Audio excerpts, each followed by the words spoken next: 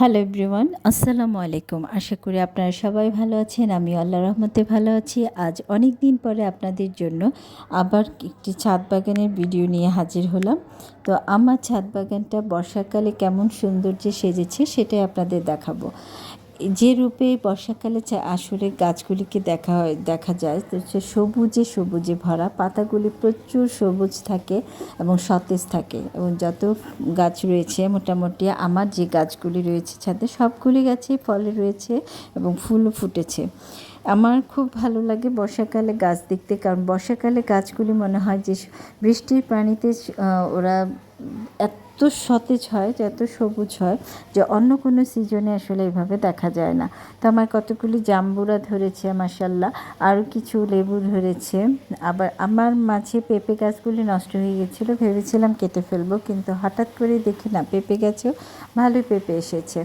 তো আরেকটা জিনিস কি, আমার এই ছাদ বাগানে একটা বিশাল বিষয় হচ্ছে যে আমি তো অনেক গাছ একসময় করতাম, আপনাদেরকে বলে এখন আর আগের মতো গাছ ছাদে নেই, না থাকলেও যে কয়েকটা রয়েছে তো আমার সবগুলি যত্ন সেভাবে এখন ওইভাবে নিতে পারি না। তারপর বর্ষার সিজনে মনে হয় এত ভালো করে যত্ন না নিলেও চলে, কারণ বর্ষার সিজনে গাছগুলি যে কী পরিমাণ সবুজ হয় এবং পাতাগুলি মনে হয় সতেজ সবসময়, মনে হয় গাছগুলি পরিষ্কার এবং খুব ভালো লাগে। এবং যে কটাই ফুল বা ফল ধরে থাকুক না কেন, প্রত্যেকটা ফুল ফল অনেক সতেজ, অনেক ভালো লাগে। আমি গাছে সেরকম কোনো কিছুই দেই না, একমাত্র সবজি কাটা ছাড়া বা কিছু ছাড়া কোনো বাড়তি কোনো সার দেওয়া হয় না, গোবর সারটা দেওয়া হয় জৈবিক যেহেতু। আর মাঝে মাঝে এই তো একটু কোডিং করে দেওয়া, গাছগুলিকে একটু ঠিকঠাক করে দেওয়া, এই কাজগুলি করা হয়। তাও এখন সেভাবে করা হয় না, আগের মতো আমি যত্ন নিতে পারি না। আমি নিজেই অসুস্থ থাকি, আপনারা জানেন যে আমার শরীর ভালোই থাকে না।